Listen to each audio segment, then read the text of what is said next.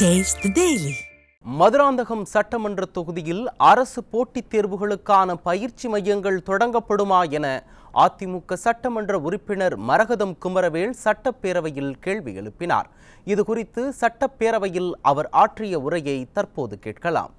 மதுராந்தக தொகுதி போன்ற பின்தங்கிய பகுதிகளில் அண்ணா நூற்றாண்டு போட்டித் தேர்வுக்கான பயிற்சி மையம் நிரந்தரமாக அமைக்க வாய்ப்புள்ளதா என்பதை தங்கள் வாயிலாக அறிய விரும்புகின்றேன். அவுட் சோர்சிங் முறையில் பணியாளர்கள் நியமிக்கப்படுவார்களா? இளைஞர்களின் பெருங்கனவு வெறும் கனவாக மாறி வருவது. எனவே தமிழக அரசை நேரடியாக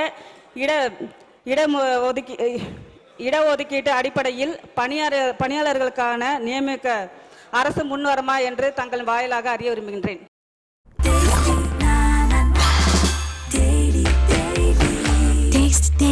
Taste the Daily.